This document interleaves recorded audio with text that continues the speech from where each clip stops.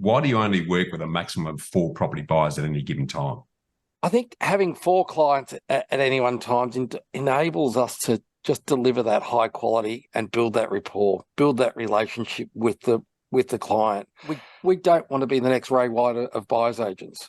We want to be boutique, selective, and really enjoy what we do. And that way, four's our number, and it gives us the ability to deep dive into everyone and every property that we analyse.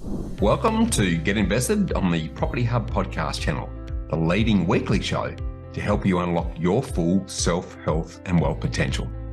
I'm your host, Bushy Martin, and each week I go deep with the best investors, experts, leaders and founders to find out what it takes to break free from the grind, discover freedom and live by design.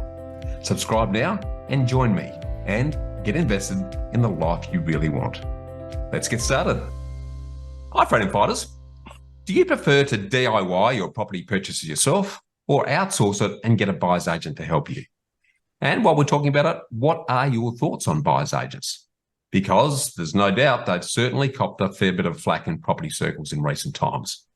But like anything, there's good, bad and ugly in every profession. And unfortunately, it's generally the bad and poor performers who tend to tarnish everyone with the same brush. Yes, it's fair to say that there's low barriers to entry to become a buyer's agent, which is common in any relatively new and emerging profession. It's a bit like the early days in finance broking about 20 years ago, when you could call yourself a broker by just filling in a coupon on the back of a cornflakes packet. So in a similar sense, you could be a panel beater yesterday and a buyer's agent today. And yes, the business model for the buyer's agent industry is somewhat flawed, as many buyer's agents charge a percentage of the purchase price, which means there's no real incentive to negotiate the best possible price for you.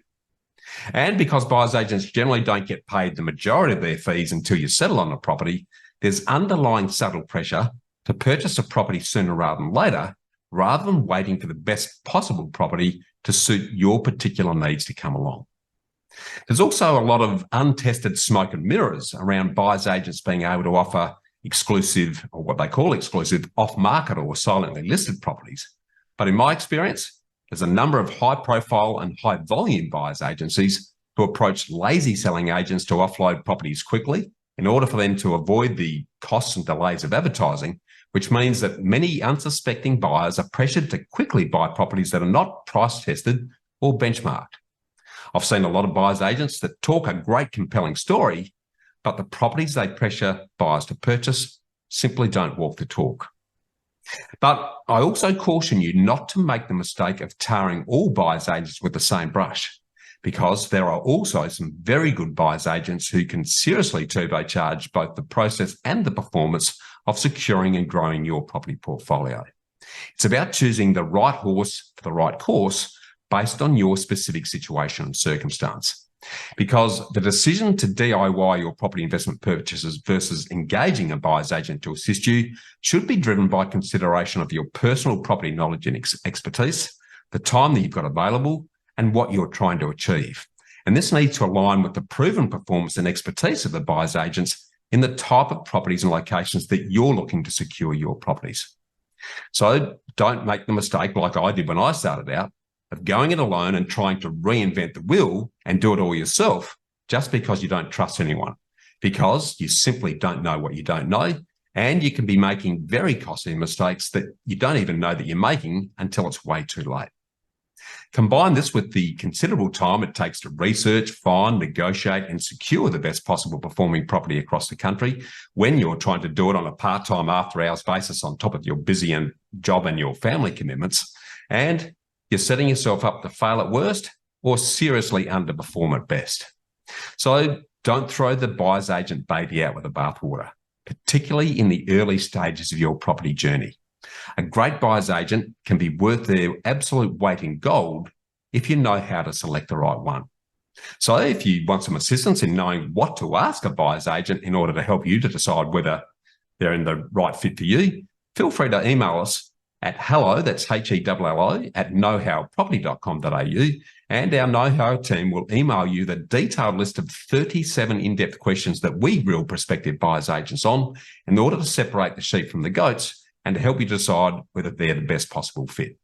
And if you need an extra set of experienced eyes, ears, arms and legs to keep buyers agents honest and to vet what they're suggesting in order to ensure that what they're offering is truly in your best interests, reach out to our independent know-how property facilitation team, who become your John West of property. Because just like the old John West tuner ad, it's the properties that we reject that make sure that you get the best. Because for me, good buyers agents are proven investors with years of experience in their own right, who not only know what, where and how to secure the best property to satisfy your specific strategy, but they need to take the time to educate you throughout the entire end-to-end process so that your knowledge, clarity and comfort grows in parallel with your property portfolio. Which all brings us back to today's special guests, Lisa and Brian Happ, for the concluding second part of our great conversation. In the last episode, Lisa and Brian unpacked the details of their own extensive and diverse property journey. So if you haven't had a chance to listen to this yet, make sure you do, because there's an absolute wealth of wisdom and learnings on what they've already shared. And in today's episode, we're going to deep dive into the world of buyers agents, given that on the strength of their significant property experience and accumulated expertise, they've just recently launched their Personalised Property Professionals buyers agents business to help you achieve superior results. So welcome back to Get Invested, Lisa and Brian. Thanks, Bushy. Thanks, Bushy.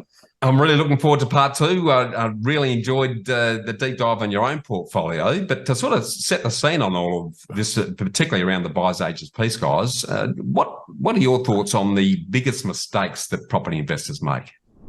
I think, Bushy, starting with a plan. If they don't have a plan and don't know the end goal, you're starting a journey, but you don't know your destination. You know, you're using your analogy that I've borrowed many a time, the GPS, but also sitting there going, I still like to have a physical map as well. So the GPS gives you the directions, but the map gives you an opportunity to have a look around and see what might be just down a side road that the GPS won't tell you about.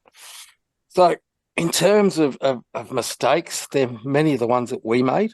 Buying with your heart, first of all, and listening to peers and, you know, cousins, brothers, sisters, cousins, aunts at a barbecue or the water cooler at work and those sorts of things, and thinking they're doing it, I have to, or that one size fits all.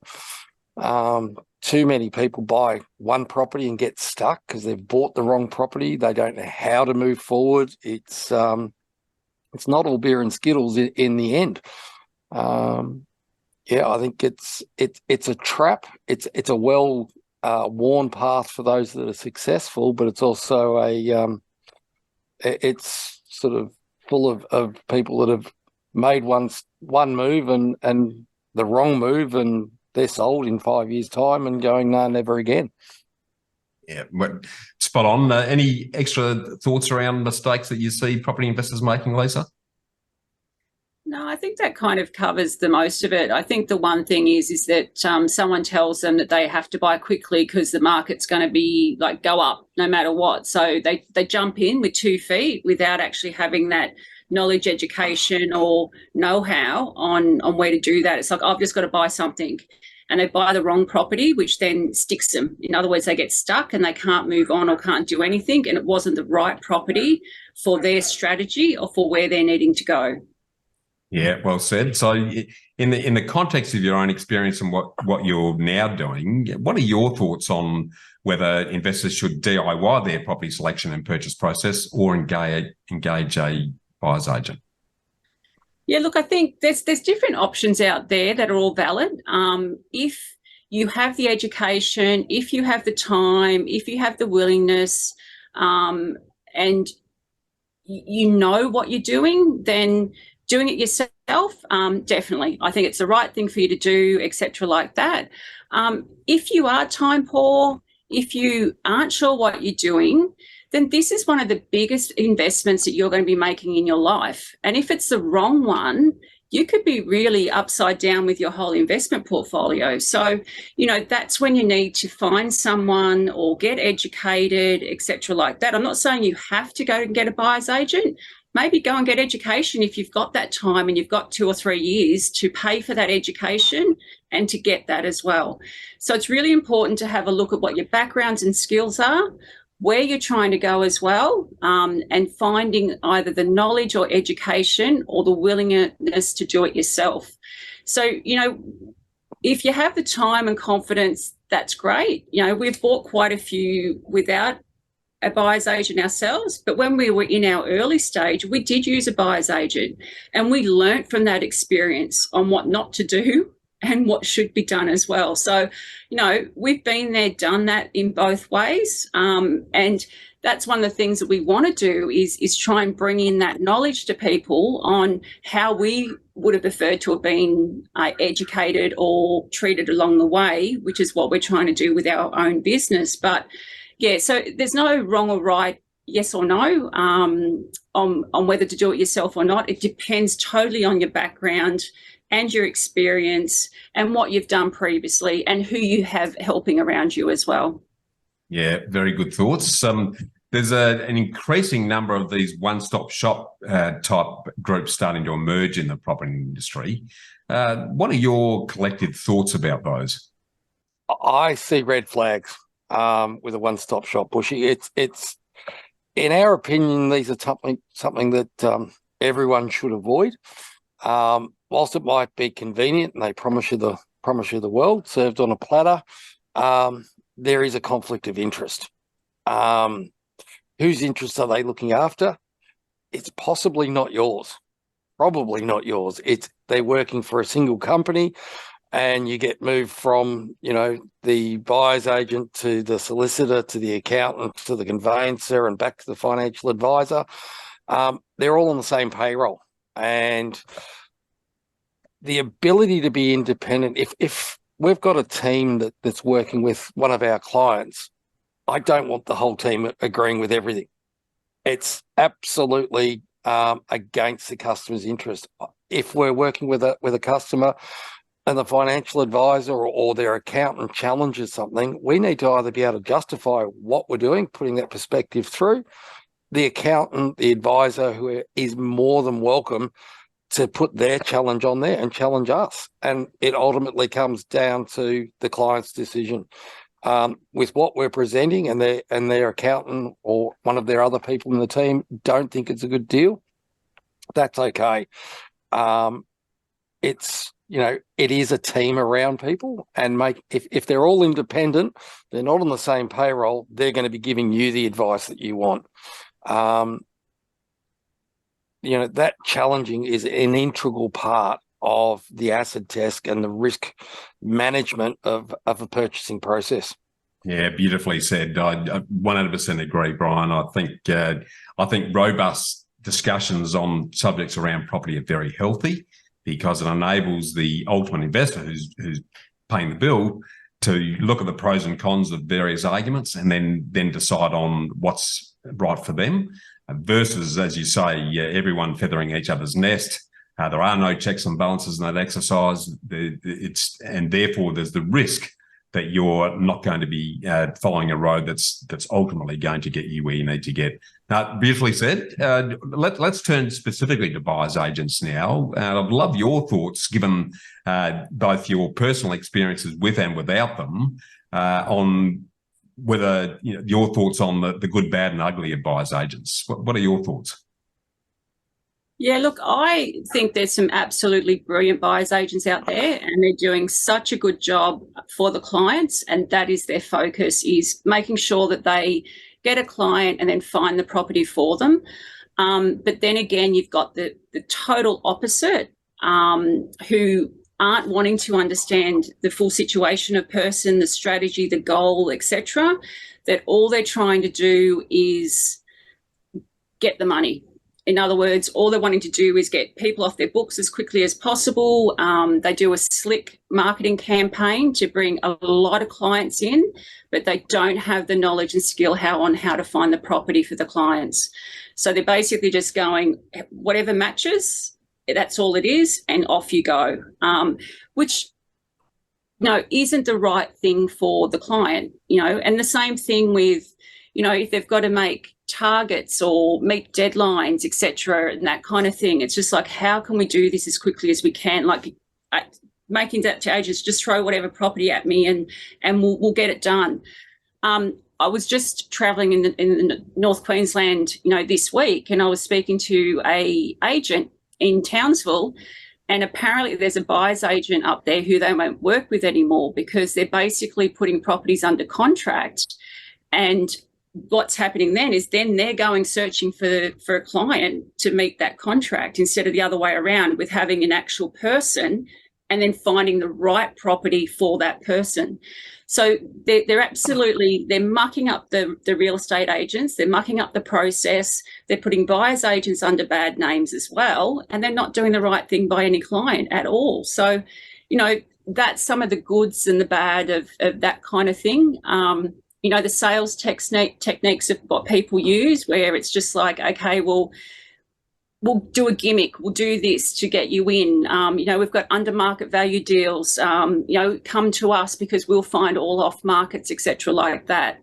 Instant equity or, those kind of things. I think the gimmicky kind of side of the sales part of it isn't the kind of right thing. So that's some of the good and bad and ugly of the buyer's agent and what I've seen personally, where it's not client focused, it's all about money focused at the end. There's some that I've heard who have went and got their real estate license, become buyer's agents, but have never bought a property themselves.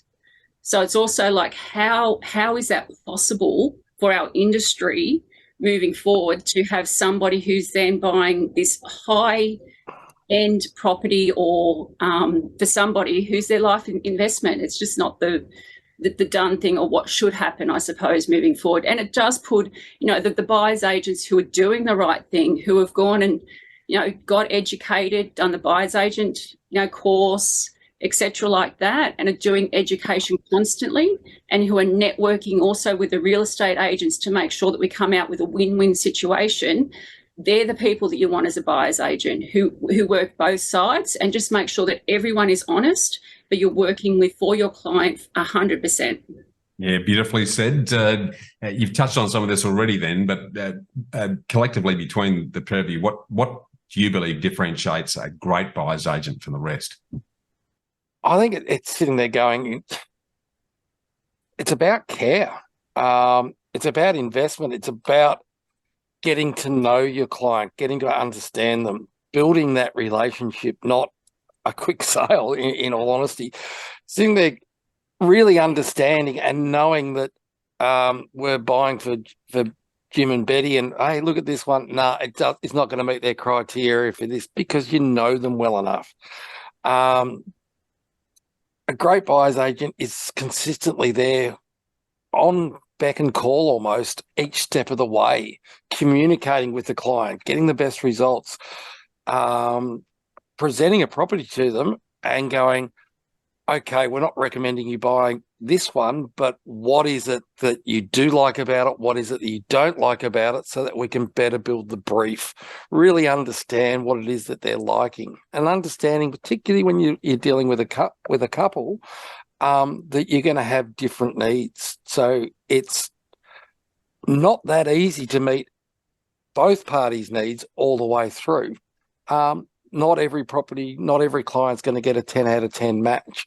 But what we're aiming for is, an 8 or a 9, so that it is the right property for them. Not everything's going to come wrapped up in a bow, but it's sitting there finding that right one, understanding them well enough about what to present, but also having a dialogue with them, really sort of building that rapport so that you actually know what they want.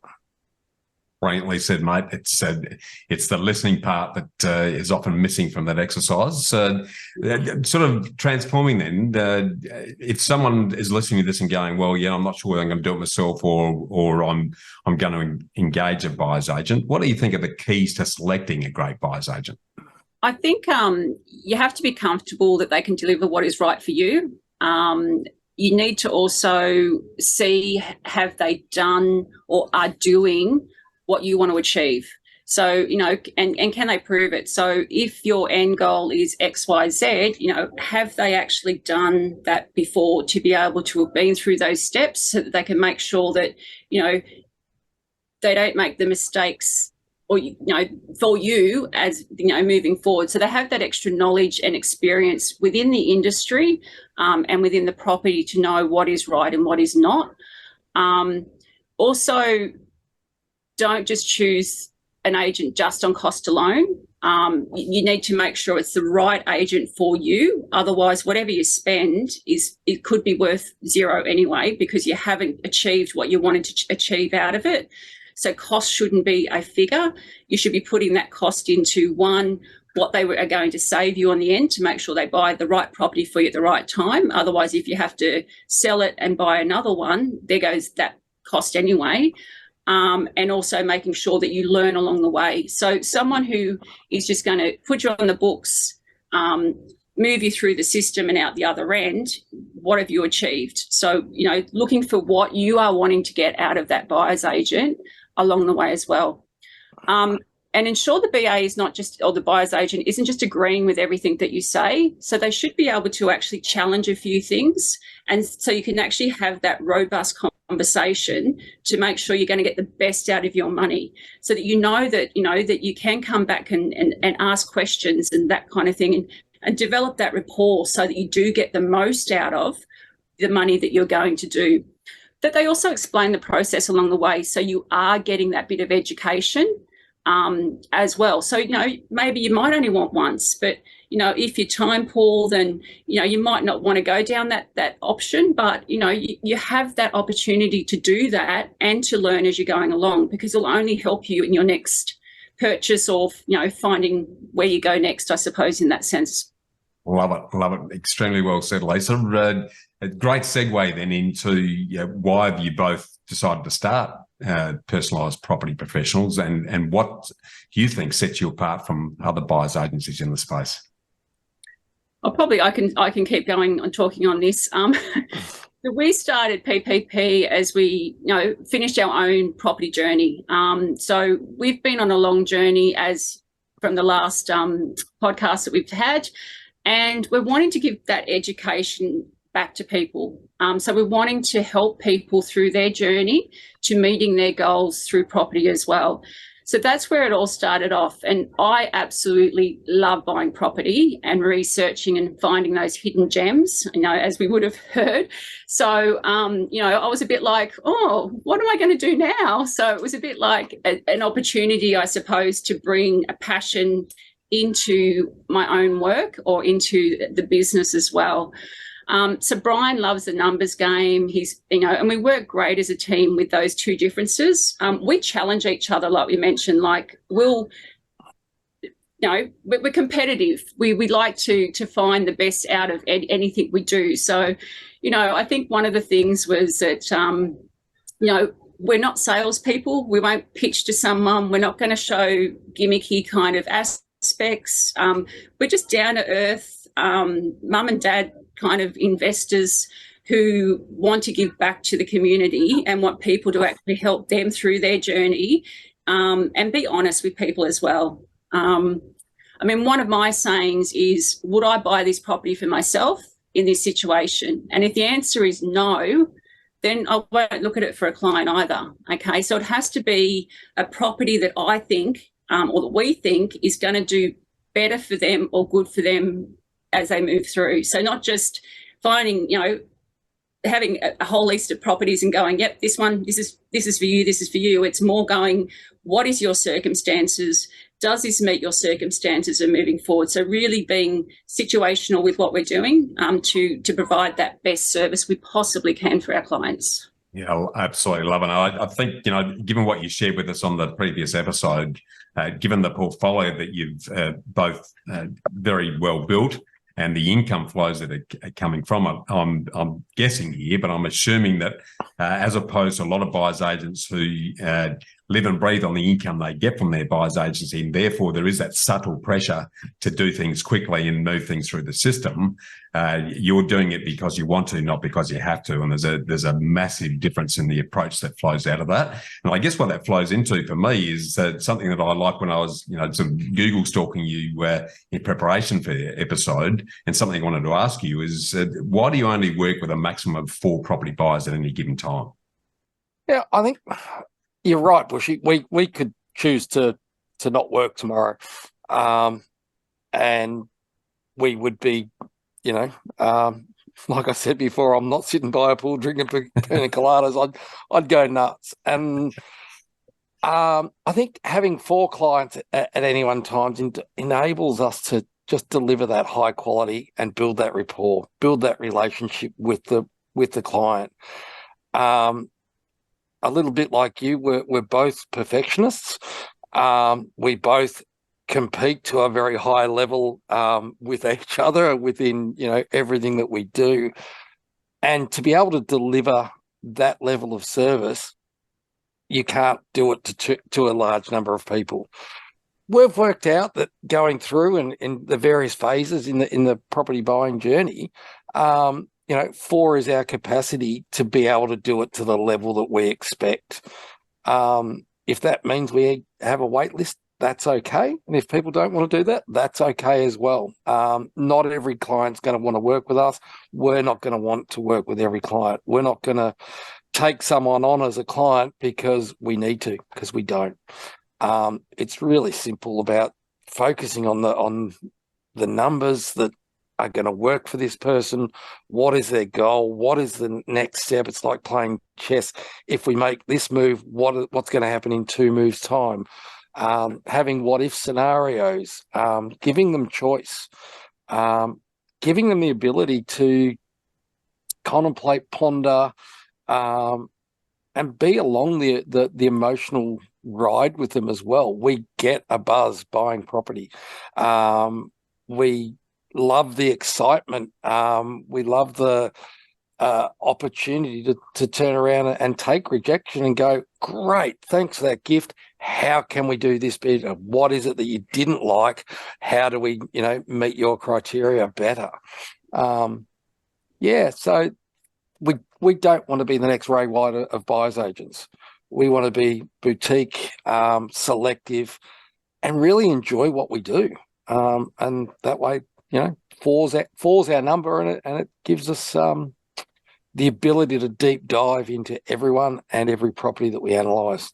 I love it, guys. It's a refreshing approach, because the unfortunate thing for unwary and potentially first-time investors is that if they've hooked up with the wrong buyer's agent, the issues with that property generally don't evidence for five or more years. So they're long gone by the time the issues actually start to emerge. So love the fact that you're focusing on the quality of the experience and the results. But in that context then, and I think everyone needs to be fussy when they're deciding to work with each other, because it's not dissimilar to a marriage, given the length of time you need to hold on to property. What is the profile of the types of property buyers and investors who are and aren't the best fit to work with you? Yeah, so our avatar is basically like between 30 to 40 or 35 to 45, so that kind of age group. Couple, generally with 2 kids, a dog, etc. Like, that's just our avatar, I suppose, in the sense of that. But somebody who has either 0 or 1 property and looking at an investment portfolio. So someone who is looking to actually do a portfolio, so that we can sit down and work strategically through what we can help them with and how we can get them to that exit strategy along the way. So, generally it could be a tradesperson along that kind of line, but someone, it doesn't have to be that, but that's kind of just like our overall kind of age group and thinking. So someone who was like us moving through, who we can then help them through that rest of that journey. So someone who will also speak honest with us about their goals. So we want somebody who we can actually work through that GPS system as we reach their goal for them or with them. Someone who's willing to work through the options and communicate with us along the way as well. So we need to be able to develop that rapport both ways. So trust is developed through that process so that we can help them. Our idea is that we will be word of mouth, basically. So we, and it will be repeat customers potentially, and that will help them through a number of different property acquisitions as they move through to their goal. So someone who wouldn't fit with PPP is someone who doesn't align with our values or has unreasonable goals or expectations as well on what is possible and what can be achieved. So, if someone says, I want to buy a property for 200,000 and I want to get it 600 per week, it's like, well, what is achievable, what isn't? Those kind of things are things that we would look at during that discovery kind of aspect to make sure that we do meet and that we do have the same values moving forward on what we're trying to achieve as well. I love it. Absolutely love it. Well, that's a great segue into getting you to sort of talk us through a little bit of your approach to the process overall. And I particularly would sort of want to get your thoughts on this balance between, because what I've seen is there are buyers agents who focus very heavily on the desktop data. And at the other end of the spectrum, there's those buyers agents who really intimately know the ins and outs of a particular location because that's where they live, work and breathe. How do you sort of balance those two when it comes to area and property selection in the context of your overall process and the due diligence that you apply to that? I think we sit nicely in the middle. As we said before, Lisa's literally with the caravan car in Queensland doing a deep dive into multiple places. Her days are full at the moment, looking at properties, meeting agents, doing things like going to the police station, talking about good areas, bad areas, those sorts of things. Data is probably in my field, and I crunch the numbers and look through and keep abreast of things as we go through. I think you actually do need a balance of both. Pure data, sight unseen. I know some people advocate for that strongly. That doesn't sit well with us. It is about understanding areas. It is identifying what the growth drivers are in that area. And what's going to help move things through. Lisa does a lot of analysis on comparative sales, not what's for sale, but what's sold in the last 3 months, 6 months. How is it better? What's the quality of the property? Coming up with the numbers around the what we think this one is worth and what should be offered. Lisa is definitely the negotiator in our family. There is no, I don't get a chime in on that one. But yeah, it's a combination of data and boots on the ground, and also sitting there going relationship. If a buyer's agent's been buying in a investment hotspot for the last 7 years, guess what? It's certainly not a hotspot. So there is a balance, there is a blend. We do believe in the data and what the drivers are, but we also believe in getting boots on the ground, having a look, and doing the due diligence up front before we go into an area with customers. I love it. I love that balance between the desktop stuff that you're doing, Brian, and the fact that you're actually on the ground talking to the right people to get the right answers and what's really likely to happen in that context. So, you mentioned negotiation, Brian, and that it's in your sphere, Lisa, because again, in my own experience, I've seen buyers agents who, when it comes to the hard part, and that's negotiating to look after their clients, it's often found a little bit wanting. What's the essence of your approach to negotiation? I think mainly it's finding out exactly what the property is worth, which is where I come in to do analysis of the property to go, okay, well, this property is worth up to here. So straight away, I've got a bit of an idea on what's happening with the market, what figure should be around where it is to see whether that's where the property is actually sitting at. It's also talking truthfully to the real estate agent, knowing their games as well, knowing, what they're saying is not what we're, I'm not hearing what they're actually saying a lot of the times because they're saying different things which mean, different things. But it's also then building that rapport, because you do find those little hidden things that they'll say to you to know whether it really has got 4 offers on the table already or whatever it is. So you get to learn that aspect of it, which allows you to come in, like you try and make it so it's still a win-win. Okay, the real estate agent wants to sell it and you want to buy it. You want to buy it for the lowest price that is reasonable though as well. So you don't want to, come in with a lowball offer, which then just blows the real estate agent apart and goes, well, I'm not dealing with this buyer's agent because they're just going to, they're just trying to lowball me all the time. And it's just, it's a waste of time. So it's also having that respect for the real estate agents, but understanding their talk enough to be able to come in at a reasonable price, but knowing that through your analysis and through you talking to them, exactly what details you'll be able to find out. Finding out things like if they need to sell urgently because of another circumstance, so that you can actually put different criteria around it on your offer when you're putting it in. So you can make your offer the best possible offer you can as you're moving forward. So whether that's, no conditions. So in other words, we've got to do our BNP beforehand. So we've got to come in unconditional, or whether it means actually they want a long settlement. Knowing those kind of things so you can put your offer in to suit what the agent and the actual vendor is wanting. Yeah, beautifully said.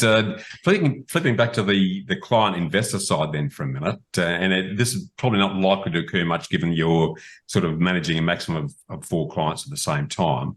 But if you had 2 investors who had exactly the same brief, looking for the same sort of property in the same sort of location, what would your approach be to handling the competing and overlapping briefs in terms of who got offered what and not in that context? Yes, I think, with that, you have to be honest with your client. So, you'd inform the second person that's coming through that you've already got someone signed up who has got that exact same brief. If you think it's possible that you can find 2 of them within that timely manner. But it's just being honest. It's actually just being upfront with them, explaining to them that you've got another client who does meet that brief. Can we sit down and talk, or if you need to go elsewhere, that's totally understandable. It's not an issue. So if we can't, I feel whoever's first in, because you've already developed that rapport, you've already started the process and they're with you. So it's the second person that comes in, you have to explain that. That would be my criteria. I love it. No, you summed that up beautifully.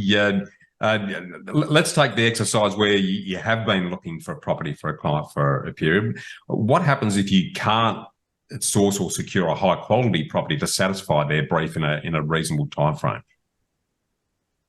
Yeah, time frames are an interesting one, Bushy. One thing we won't do is promise time frames. I know some BAs do. Right. We certainly won't. And it's sitting there going, when we work through the brief, it's something we agree both as us as the buyer's agent going, yes, we believe we can find you what you're looking for. Markets can shift very rapidly. And it's about that open communication, going back to the client going, look, we are struggling finding this. It might have existed when we first engaged. Going through our process, we haven't got it. What would you like to do? These are some of your options. Here are some alternatives that are similar to the brief. It might be the same brief in a different location that still meets your strategy. Yeah. We can't promise to find a property that doesn't exist. It's sitting there going, are you going to get our honest, absolute best effort? Of course you will. Can we promise something? No. Yeah, I love it. And not putting a timeline on it is refreshing in itself. Because as I've mentioned in the intro, there's a lot of buyers agents who are like my sausage machines. They're just punching them through because they need to keep the transaction levels going. what I'm liking about what you're saying is if you can't find the best fit, then you'll keep looking or go back to the client and change the brief.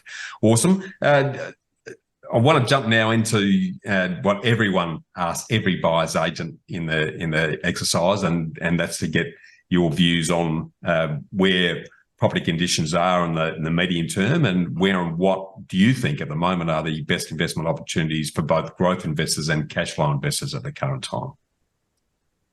Yeah, I'll take this one on, and as we said, Lisa's boots on the ground in Queensland at the moment. I think that there is real opportunity for both cash flow and capital growth in the areas that we've been looking at. It's affordable, which is one of the price drivers, and if you look across the country, there's markets within markets. Anyone with any education knows that. It's identifying what you're looking for a reasonable increase in value in the shortest amount of time. If you've heard about a hotspot on the radio, it's too late. If you look at Bundy as an example, we got in there and we're rapt to hear it sort of being mentioned not long after we were in there. So I think in that regional Queensland, in selected areas and selected suburbs and streets within those areas, which Lisa's doing at the moment, there are some real good buying.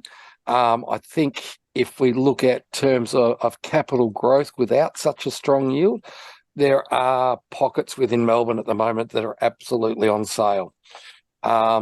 Victoria's on the nose currently with some of the political decisions that we're going through.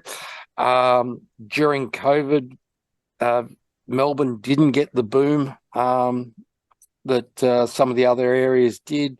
We had the sort of reset a little bit harder in Melbourne than other areas. There are signs of spring shoots coming out, and I absolutely believe if you look at the long-term data, Melbourne or pockets within Melbourne are on sale right now, and they're primed for capital growth. You need to be very careful of your asset selection, your asset class, your location. The immigration story speaks to, we've got 400,000 immigrants coming in. They're going Melbourne and Sydney, the rental pressures, those sorts of things. There's real opportunities there for medium-term sustained growth at potentially double digits for consecutive years in pockets of Melbourne. Yeah, very well summed up. I guess I underline everything we're saying here by saying this is not a property or financial advice in any way, shape or form. These are reads of the situation because it all comes back to the specifics of someone's capacity, situation, strategy. But it's always the question that buyers agents and people in the property game get asked. So appreciate you sharing that, Brian. For those that are really resonating with what you're talking about and they're thinking about getting into property as zero or one property, given that's a sort of ideal avatar that you're looking to assist, where do they need to start and what initial steps do they need to take? Yeah, so I think one of the main things is try and work out their goals, their budget, etc., like that. They could speak to you, Bushy, because I'm sure that you'd be able to also assist them with moving forward and finding a good mortgage broker to see what they need to do to also find their first purchase. I'd go into a strategy session, so actually working out what their goals are, what they need to do to move forward. That would be the first thing. If they've got that time and they're wanting to do it themselves, then, they might have 2 years that they go, okay, well, we have to put some money into education, or how can we get educated to do it ourselves? Or do we then maybe look at a buyer's agent moving forward as well to help you through that aspect if you don't have the time or the knowledge or the skill and just want to get it done? So I think there's a few different things, but you really need to start off with what your goals are, what your budget is, what your lifestyle is going to be in the next couple of years moving forward to start that process, and find a good mortgage broker to actually find out what equity you've got and what your purchasing power is. Yeah, beautifully said. Okay, well, I'm going to transition now into what I affectionately refer to as the ambush fast four, which is the old bushfire lightning round where I both give you cigarettes and blindfolds and hit you with 4 quick questions. The first of those, guys, and you can either both answer or otherwise, what's your favourite quote and why? You go with yours, Lee. Don't wait to buy real estate. Buy real estate and wait. I love that one. That's self-evident. What about you, Brian? I like this one, which is think in decades and not years when you're talking property. I think our PPOR and our Torquay one are just absolute standout examples of doing that. Yeah, absolutely spot on. The days of get rich quick are well and truly gone. They were never there, actually, and I get continuously frustrated by these spruikers who talk about magic happening in 10 years. Might happen if you're lucky, but the longer you wait, the easier this gets. So beautifully said. What about the literary field, guys, or the audio book field, whichever suits these days, because a lot of people don't have the time or interest in reading. But what would be the top book or audio book that you'd recommend we read and why? I'll let you go this one, Brian. This one's yours. Oh, definitely. And look, for full disclosure, I'm actually dyslexic, and podcast audiobooks have been an absolute wealth of knowledge and revelation for me. And I tried to read this when it came out, and I failed. But I've listened to it at least 5 times on audiobook now. And it's cliche. It's Rich Dad Poor Dad.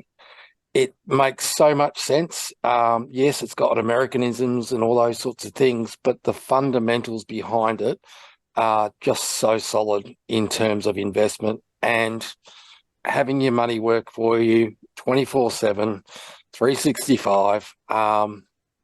It's each time I listen to it, I do get more out of it. And I love talking about it to some degrees with other property enthusiasts and pick it apart. And yes, it's a story. It's not real. We know that, but yeah, to me, I think it's a very moving, very powerful story. 100% agree. It was actually the book that started me in the property game seriously, to the point where I actually bought Robert Kiyosaki's game, cash flow game, because it really brings that to life, and you're actually in the cut and thrust of making it happen. So absolute gold. Here's a tip, Bushy, for the listeners. That cash flow game is actually available online. You can play it online. You randomly get paired with people from anywhere in the world, or you can make up your own team and play it online. And we've done that with some of our accountability groups or like-minded property people, and it's great. Well, I didn't know that. I didn't know it. So I've still got the old cardboard version, but it's still damn good. And just I even got my son to play it early on, so they start to immerse themselves in that thinking and gamify it. So it's a bit of fun at the same time. Absolutely. I want to switch now to the advice arena. If you think back on your very long and diverse property careers today, what's both the worst and the best piece of investment advice that you've both ever received? I think going back to our first property buy, house and land package, is our worst. Yeah, definitely. Best advice, start early. The earlier the start, the effect of compound, really understand that. And leverage and compound are your friends. The earlier you start, the bigger it is.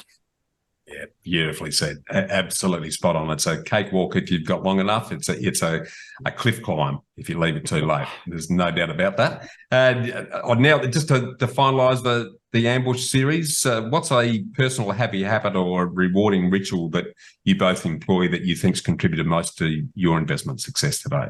So I think one of mine is try to learn something different each day. It's gold. Yep. Anything to add to that one, Brian? Yeah, it is a habit. It's a reset that I do daily. I walk 6 to 8 Ks, regardless of where I am, and I'm fortunate enough to live on the surf coast. And most of the time, it's walking along the cliff tops down toward Bells Beach. But what I've done with that is also that's my podcast time and my absorption time or listening. And both of us get up early. We both go to the gym regularly. it's those habits, the patterns, the lifestyle that make the difference. It's about doing. Lisa's been away 6 weeks. There's no TV in the caravan. I think I turned ours on Sunday night at home. It's about being active in everything that you do, and I think that's one of the keys to anyone's success is you can binge on Netflix or you can get educated and start doing. Beautifully said, mate. Absolutely beautifully said. Look, I really enjoyed the conversations we've had today and in the previous episode. But if we were to summarise everything we talked about and put a nice big bow around it, what do you think are the key takeaways and immediate actions that aspiring and existing property investors need to take?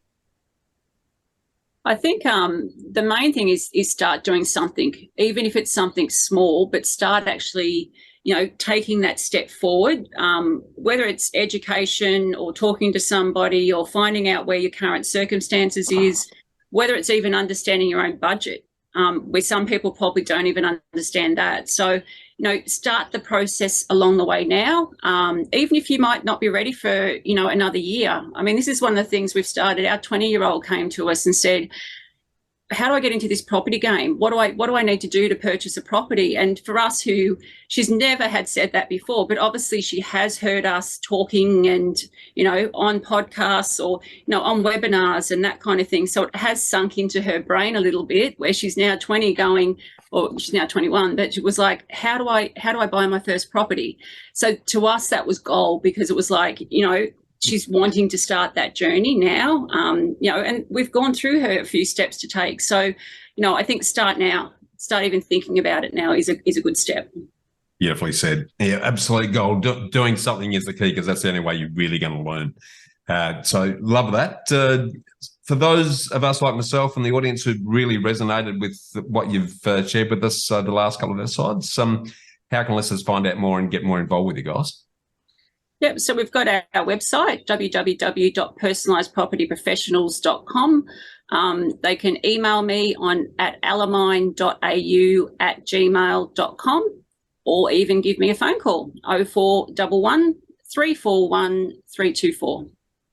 I love the personalised approach there, guys, where someone can actually talk to you rather than send an email. Just to sort of close out, you've very generously offered a bit of a challenge to the Get Invested audience in the context that you're going to offer them a complimentary strategy discovery session for the best email response. So send an email to hello, that's HELLO, at knowhowproperty.com.au that answers the question, how does Personalised Property Professionals differ from other buyers agents? So make sure you take some action. As Lisa's just said, it's doing something that counts. So do yourself a favour, and I challenge you to actually jump on the keyboard and shoot an email through to us so that you can actually either start your journey or improve the performance of your portfolio by having a great chat with Lisa and Brian. So again, guys, really appreciative of all the wealth of wisdom and the generous time that you've spent with us on both of the episodes. So thanks again, and let's keep the conversation going. Thanks, Bushy. Thanks, Bushy. Really enjoyed it. Terrific. Thanks for tuning in to Get Invested on the Property Hub podcast channel, your home for property investment insights and inspiration. And don't leave yet until you've taken the next step towards living by design by getting my award-winning book, Get Invested, absolutely free when you sign up at knowhowproperty.com.au or bushymartin.com.au. And finally, make sure you subscribe to Property Hub to get your weekly dose of Get Invested inspiration, along with every episode of Realty Talk, Australia's leading property show for red-hot property investing news and insights, direct from industry leaders and influencers. Remember to always get invested in your knowledge, and I look forward to seeing you next time.